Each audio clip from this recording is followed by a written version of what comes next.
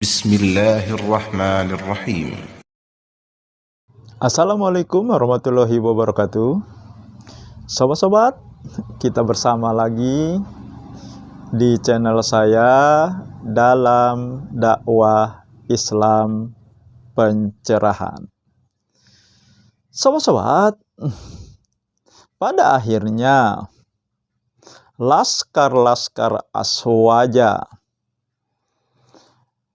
menunjukkan kegeraman, kekesalan, bahkan kemarahan yang terpendam di dalam hati mereka. Dikarenakan konten-konten saya yang mereka anggap menyampaikan kebatilan. Seperti misalnya Gus Jen yang channelnya bernama Aribat TV menyampaikan kegeraman, kekesalan, dan kemarahannya di channel tersebut. Dan dia menantang saya, sobat-sobat, untuk membaca kitab kuning. Sekarang gini saja Bapak Endang Jaya Putra SPDI, sobat-sobat, Anda sekarang saya tantang. Ayo kita baca kitab kuning. Ya, nggak usah nantang Sani Uye dulu. Nggak usah nantang Gus Yaka dulu. Ayo kita baca kitab kuning dulu. Saya tantang Anda. Nggak usah dalil-dalilan, nggak usah. Nggak usah bahas tahlilan, nggak usah bahas maulid, nggak usah bahas apa. Kita hanya, ayo secara Zoom kita baca kitab kuning. Nih ya, antum boleh milih kitabnya apa saja. Ya, Bapak Endang Jaya Putra SPDI, sobat-sobat.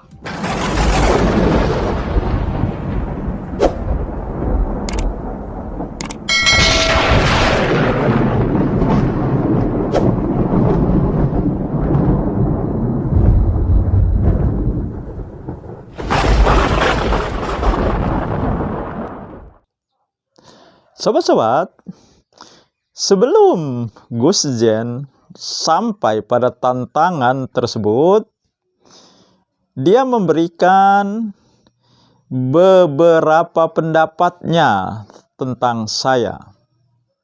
Ya, dia katakan saya bukan sebagai orang ahli agama. Saya tidak konsisten karena saya menghadiri Maulid Nabi. Ini sudah saya buatkan kontennya mengenai itu.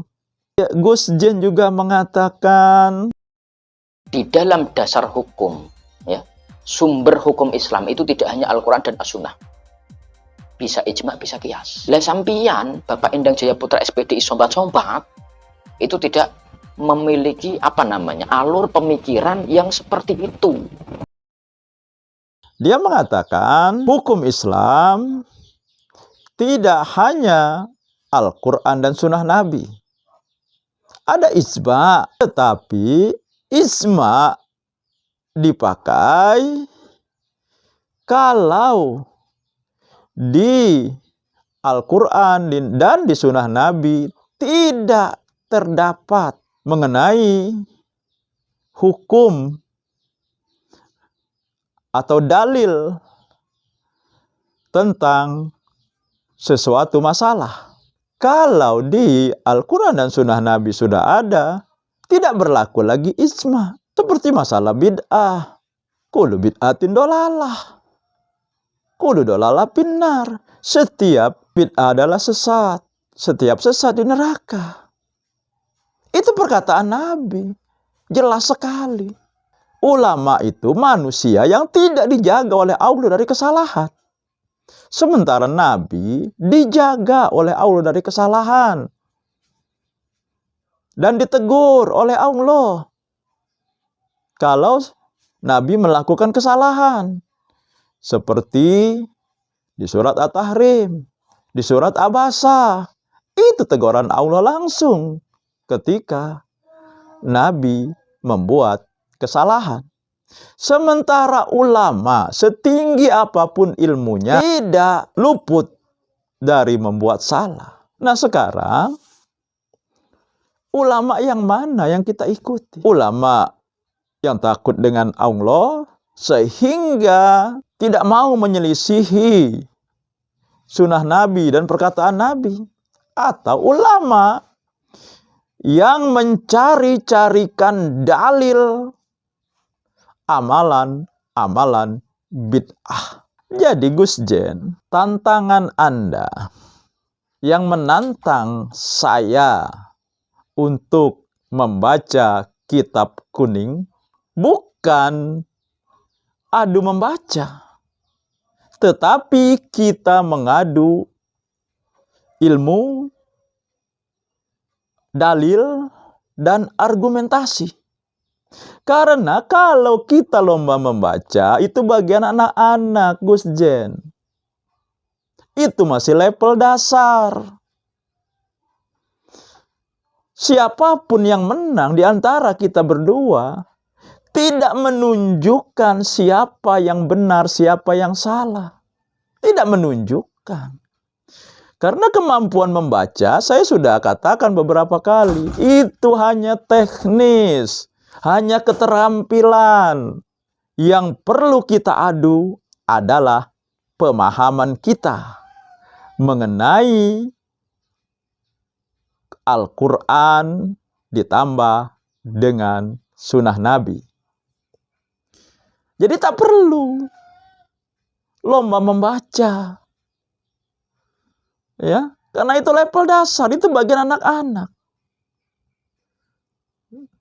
Kita berdua, kalau ya diadu lomba membaca Al-Quran dengan para qori, pasti kita kalah.